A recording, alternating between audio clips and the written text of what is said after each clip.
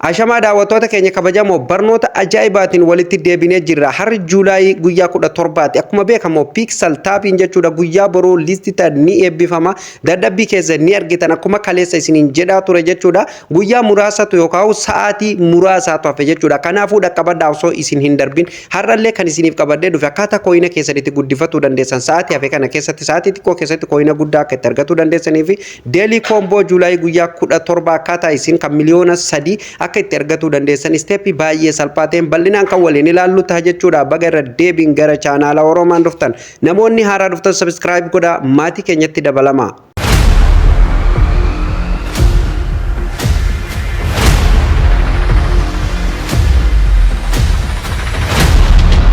Yaale deelii koomboo Juulaayii guyyaa 17 Pixel Taapii irratti akkaataa isinitti argatuu dandeessan miliyoona 3 kan isin badhaasisu jechuudha. Isiniif qabadhee dhufeetiin jira hamma dhumatti na hordofaa jechuudha. Egaan daawwattoota kiyyaa kana eegaluuf jechuudha jalqaba irratti akkuma beekamu namoonni eegaltanii jirtan gara telegiraama keessanii keessa deemtanii play iddoo jettu irra cuqaastanii kallattimaan gara Pixel Taabii keessa seentu jechuudha. Amma Pixel Taabii keessa seeneetiin jira jechuudha. Daawwattoota kiyyaa namoonni hanga ammatti hin eegalin illee dafaa eegalaa baay'ee kan nama gammachiisu jechuudha. Guyyaa boruu gara maallaqatti waan jijjiiramuu deemuuf jechuudha. Zaa muraasatu hafee namoonni hin eegalin liinkii isaa jechuudha telegiraama kiyyarra yookaan komentii jalqabarra kan isiniif kaa'uta viidiyoo amma waraabaa jiru kana irratti tuqxanii kallattimaan gara keessaa seentanii jechuudha. Eegaltanii hamma ta'e kooyina walitti qabatuu ni dandeessu jechuudha. Ani amma yeroo viidiyoo isiniif waraabaa jiru kana Pixel Taabii keessatti argama jechuudha. Haala kanaan eega as keessa dhuftanii jechuudha daawwattoota kiyyaa hunoo haala kanaan irra hangana walitti sassaabeen jira jechuudha. Kanaafuu isinillee saammadha jechuudha. Waa xiqqoo maatu isiniif hafe jechuudha. Kanaafuu asirratti gadi buutanii jechuudha. Rewards bakka jedhu kanarratti yeroo tokkoof kilik gootu jechuudha. Sana booda haala kanaan fuula kana qabatee isiniif dhufa. Asirratti opshinoota adda addaa qabatee isiniif dhufa jechuudha daawwattoota kiyyaa. Inni kun maal akka ta'ellee jechuudha. Viidiyoo gara galgala irratti jechuudha. Zaa lama akkas gara saa Itoophiyaa lamaa fi akkasirratti gadiin isiniif dhiisaa jechuudha viidiyoo biraa jechuudha. Akkaataa daashboordii itti banattanii fi akkasumallee waalitiin itti wal qunnamsiisuu dandeessan hundaa'u jechuudha. Viidiyoo san keessatti qabadhee isiniif dhufa sirriitti na hordofaa. Viidiyoon har'aa kun baay'ee importantii kan ta'e akka ajaa'ibatti isin fayyada jedhee yaada. Maaliif sababnis boru eebbifama waan ta'eef jechuudha.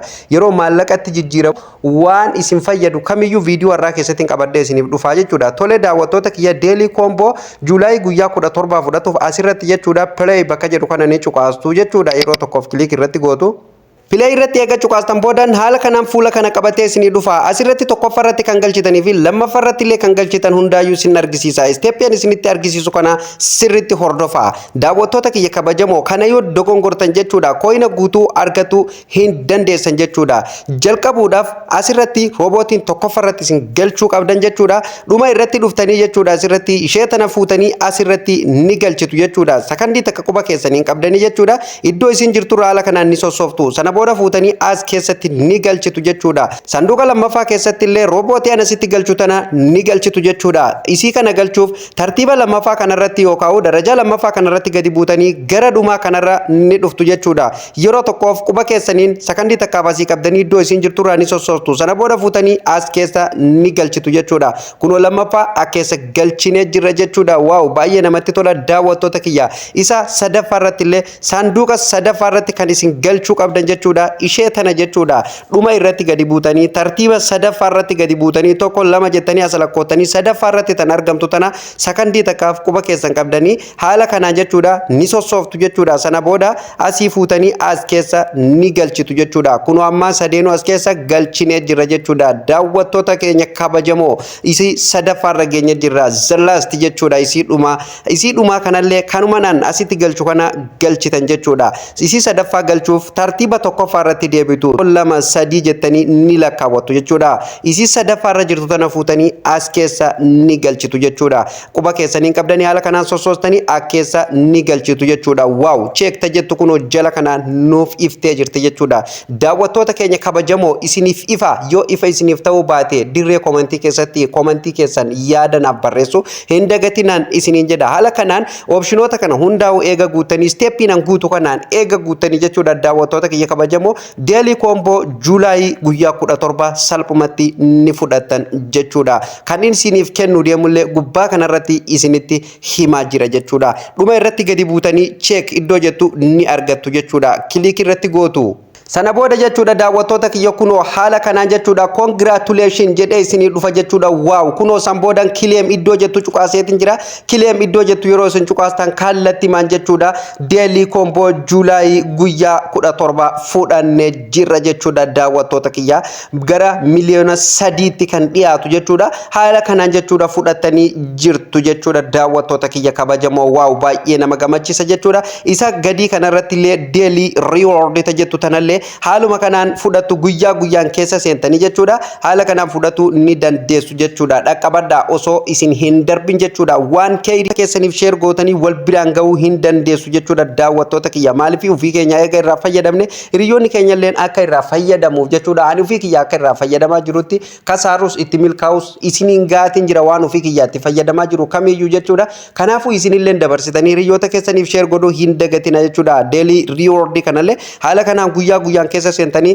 5,000 irraa kaasee jechuudha hamma 500,000tti isiniif kennuu ni danda'a jechuudha haala kanaan guyyatti al tokko qofa fudhatu dandeessu jechuudha daawwattoota keenya kabajamoo viidiyoon keenya kanarraa jechuudha gara goolabamuutti deemaati jira jechuudha viidiyoo itti aanu keessatti jechuudha gara galgala irratti viidiyoo ajaa'ibaa isiniif qabadhee dhufaatiin jira jechuudha akkuma beekamu viidiyoo kaleessa isiniif waraabe irratti namoonni baay'een akkamitti boru yoo eebbifame keessaa baafannaa maaltu nurraa barbaachisa akkasumallee please viidiyoo nu hojjedhu keessa fuudhimma daashboordiitii fi akkasumallee dhimma waalitiin wal qunnamsiisuu kan jedhu jechuudha namoota baay'eetu na gaafatan jechuudha marree anillee viidiyoo ajaa'ibaa isiniif qabadhee dhufeetiin jira jechuudha daawwattoota kiyya galgala sa'aatii 2 akka lakkoofsa Itoophiyaa PM irratti na eeggadha jechuudha boru galgala gaa guutummaan guututtu ni eebbifama gara kiriptoo mataa ofii uf danda'etti seera haaraa qabatee kan gadi dhufu ta'a jechuudha pixel tapping jechuudha so akkamitti akka keessa itti baafatuu dandeessanii fi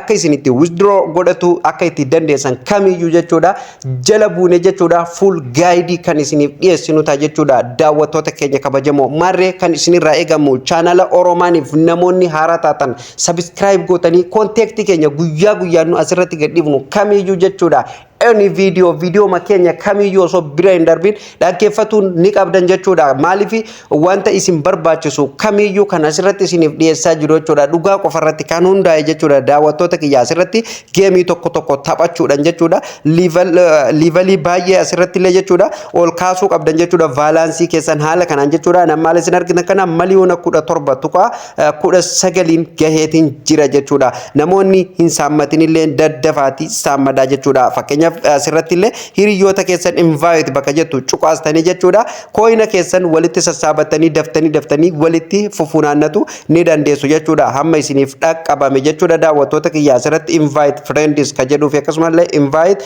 friend with premier tajettu ni argattu jechuudha asirratti jechuudha hiriyaa keessan yookaan friend keessan normal account kan qabu jechuudha yoo itti share gootanii inni kun invite keessan qeebalee keessa seena jechuudha accept yoo isin godha jechuudha koina 2,000 isiniif kenna jechuudha akkasumallee hiriyaa keessan telegiraama premier kan fayyadamu jechuudha yoo linkii kana isin itti ergitanii invite gootanii accept kan isin godhu ta'e jechuudha koina 10,000 isiniif kenna jechuudha daawwattoota kiyya haala kanaan jechuudha hiriyoota keessan affeeruu ni dandeessu jechuudha linkii kana eessan argannee affeerra kan jettaniif jechuudha jala kanatti invite friends ka jedhu ni argattu jechuudha yeroo tokkoof irratti kilik gootu jechuudha yoo share godhuu barbaadan haala kanaan kuno send link tajettu ni argattu jechuudha kun immoo linkiidha linkii kana asirratti copy iddoon jettu fuulduratti ni argamti mallattoon copyiti yeroo tokkoof irratti kilik gootu sana booda jechuudha kallattimaan gara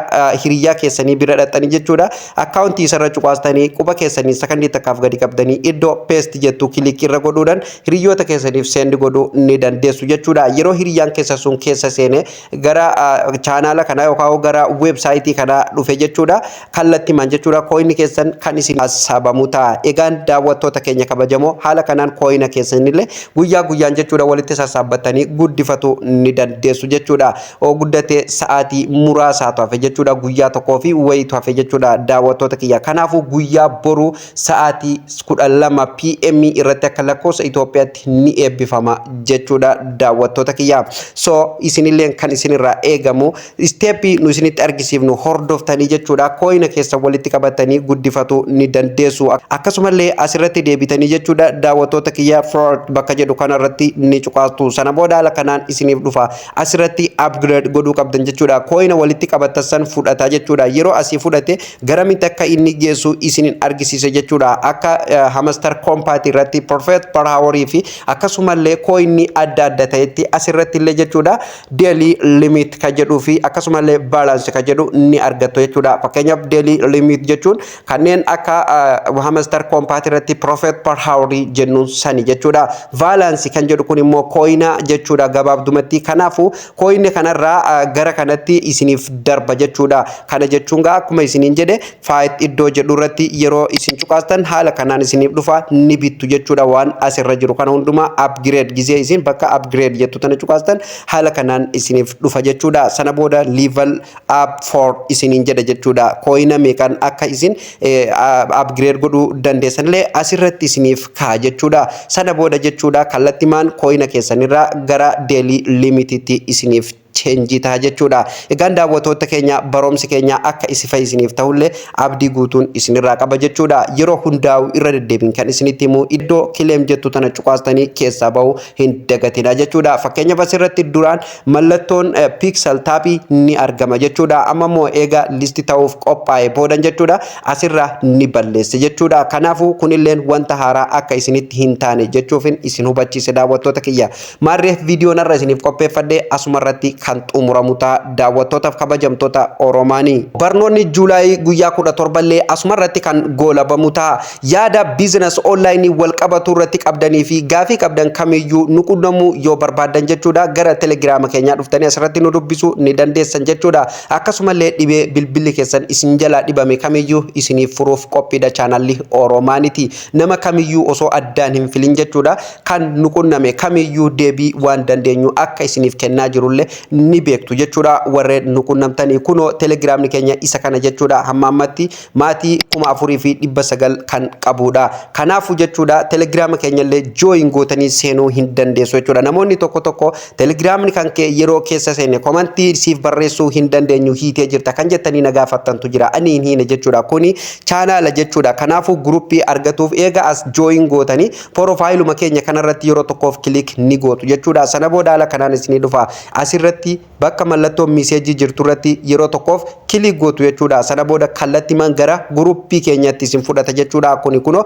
gruppii keenya asirratti waan barbaadan teekstii barbaadan nu barreessuu ni dandeessan. Yaada keessan jechuudha as keessaa fudhannee deebii kan isiniif deebifnu ta'a asumarratti jechuudha daawwattoota kiyya. Kanaafuu join iddoo jettu asitti isiniif dhufa join gootanii keessa seenuu ni dandeessu jechuudha. Maarree daawwattoota kiyya akkasumallee asumaan gara chaanaala keenyallee imaluu ni dandeessu. Kunis YouTubein keenya as jala jira jechuudha. Namoonni hanga ammatti viidiyoo kana daawwataa jirtan hundumtu jechuudha chaanaala keenya irra deebiin subscribe godha. Chaanaala dhugaaf dhugaa qofarratti hojjetu. Barnoonni irra isiniif qabadhee dhufelleen jalqaba kaafnee kan hanga ammatti waliin ilaalaa turre kana jechuudha akka isinitti toluu fi akka warraa barattanillee abdii guutuun qaba. Namoonni jalqaba kaaftanii hanga ammatti nu hordofaa jirtan biyya keenya hordofaa jirtan galanni keessan maqaa hordoftoota Oromaaniitiin galata guddaa nu biraa ni qabdu jechuudha. Maarree isinillee viidiyoo kana ilaaltanii eega xumurtanii chaanaala dhugaaf dhugaa qofarratti hojjetu chaanaala Oromaaniif namoonni hanga ammatti miseensa hin ta'in jechuudha iddoo subscribe jettu tana cuqaasuudhaan subscribe gochuu ni dandeessu jechuudha. Akkasumallee guyyaa guyyaan viidiyoo nu gadhiifnu fi isaatiin